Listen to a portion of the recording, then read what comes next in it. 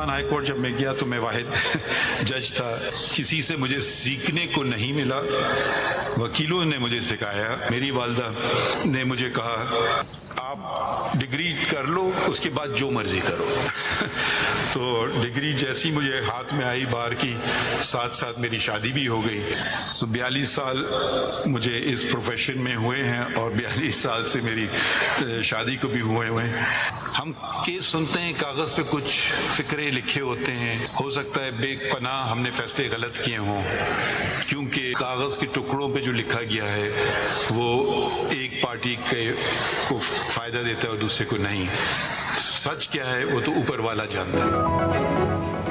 इंसाफ देना हमारा फर्ज है। हो सकता है कई फैसले गलत किए हों। चीफ जस्टिस काजी फाजिसा का फुल कोर्ट रेफरेंस से खिताब। बोले हम कानून और कागज पर चलते हैं। सच क्या है ये अल्लाह ताला जानता है। एक कागज एक पार्टी के लिए फायदा दूसरी के खिलाफ होता है। कभी कॉज लिस्ट बनाने में दखल नहीं दिया। चीफ जस्टिस बना तो जिंदगी बदल गई। बलूचिस्तान हाई कोर्ट का चीफ जस्टिस बना तो अकेला जज था, किसी से सीखने को नहीं मिला।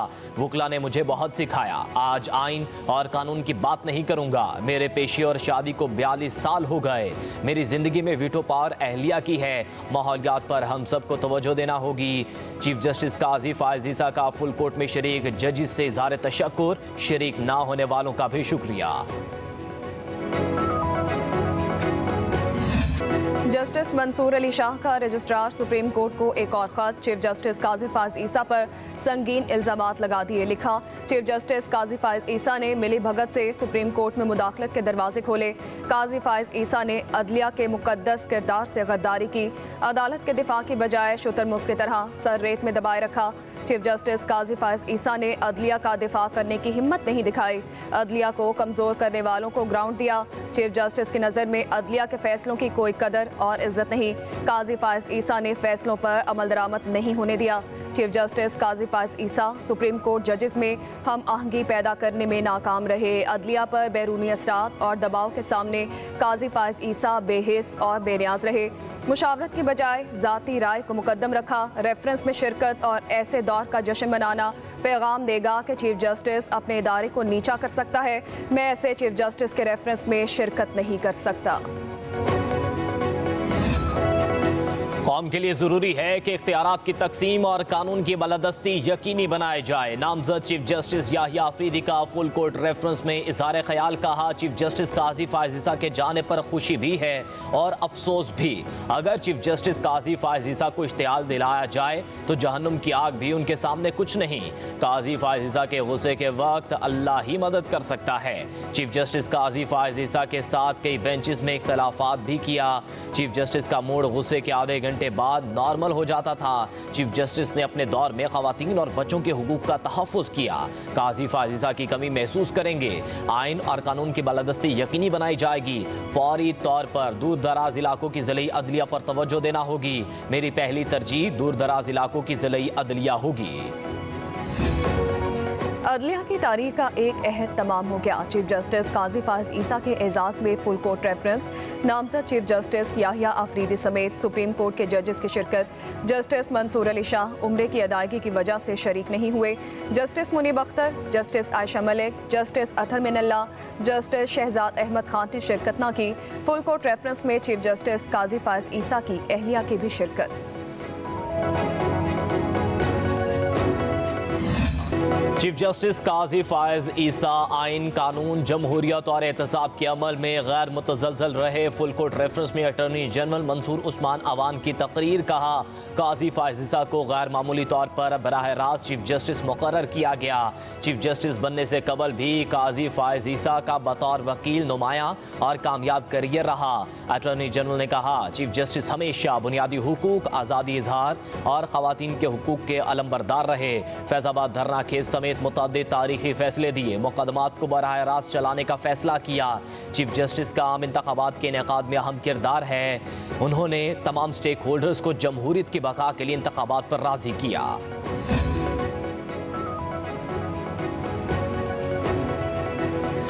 नामजद चीफ जस्टिस याहिया अफरीदी कल हल्फ उठाएंगे। सदर आसिफ अली जरदारी चीफ जस्टिस से हल्फ लेंगे। तकरीब हल्फ बर्दारी में आला अदलिया के सीनियर जजेस, पार्लियामेंटेरियंस और सरकारी हुकाम शिरकत करेंगे।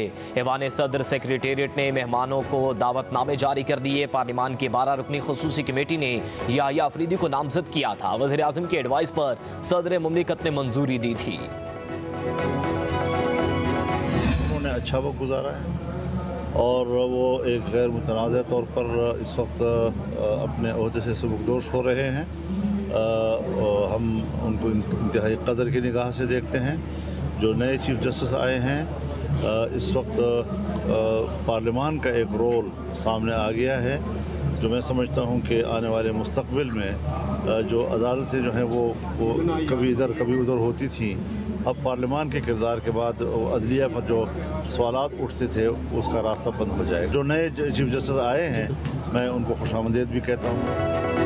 चीफ जस्टिस काजी फाइज ईसा ने गैर मुतनाज़ और अच्छा वक्त गुजारा। बुशरा बीबी समेत तमाम खवातीन को अदालती रिलीफ मिला। सियासी एहतजाज पर पाबंदी का कायल हूँ, ना ही किसी सियासतदान के खिलाफ मुकदमे का। मौलाना फजलुर रहमान की चिन्योट में सहाफ़ियों से गुफ्तगू, बोले हम अपोजिशन का हिस्सा हैं, हुकूमत में आने का कोई इरादा नहीं। एहतजाज हर किसी का हक, लेकिन सूबों को विफाक पर चढ़ाए मुनासिब नहीं। 27वीं आईनी तरमीम लाना कोई आसान काम नहीं। पार्लियामान के किरदार के बाद अदलिया पर उठने वाली उंगलियां बंद हो जाएंगी। मुल्क में सियासी इस्तेहकाम बहुत ज़रूरी है। वसाइल बढ़ेंगे तो मसाइल कम होंगे।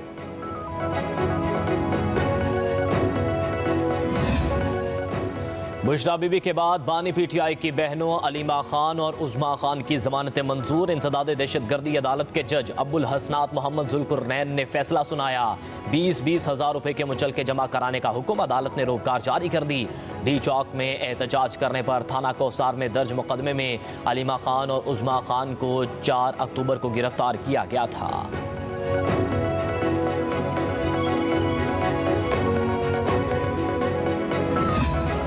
तहरीक इंसाफ ने बुशरा बीबी की तरफ से पार्टी इजलास तलब करने की तरदीद कर दी। बुशरा बीबी की फोकल पर्सन मिशाल यूसुफजई ने कहा कि मीडिया पर चलने वाली खबरों में कोई सदाकत नहीं। बानी पीटीआई की अहलिया ने कोई हंगामी इजलास नहीं बुलाया। वो एक घरेलू खातून है, सियासत से उनका कोई ताल्लुक नहीं। मिशाल यूसुफजई ने मजीद कहा, बुशरा बीबी की तबीयत ठीक नहीं। कल रात डेंटिस्ट ने उनका चेकअप किया। शदीद इन्फेक्शन के बायस बुशरा बीबी के कान से खून आ रहा था। उनके मजीद टेस्ट आज हो रहे हैं।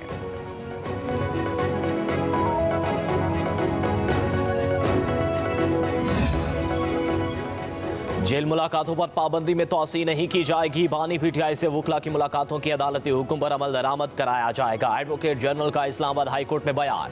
अदालत ने बानी से मुलाकात ना करने पर तौहीन अदालत की दरखास्त निपटा दी।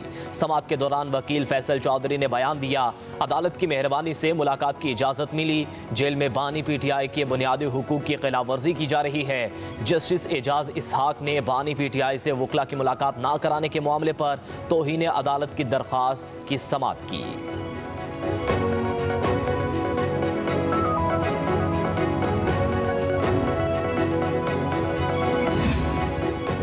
बीएनपी मैंगल के साबिक एमपीए अख्तर हुसैन लांगव शफी मोहम्मद का 5 रोज़ा जिस्मानी रिमांड मंजूर।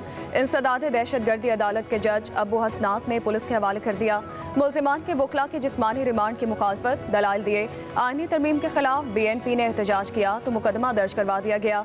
ये रूटीन बन चुकी कि किसी भी सियासतदान को निशाना बनाना है तो दहशतगर्दी का मुकदमा दर्ज कर लिया जाता है। बीएनपी मैंगल के रहनुमाओं के खिलाफ पार्लियामेंट हाउस में हंगामा आराई का मुकदमा दर्ज किया गया। एफआईआर में दहशतगर्दी की दिफात भी शामिल की गई।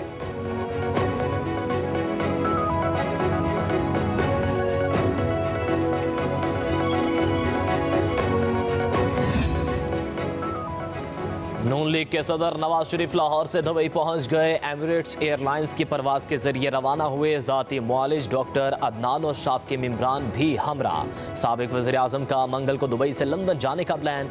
नवाज शरीफ अमरीका भी जाएंगे।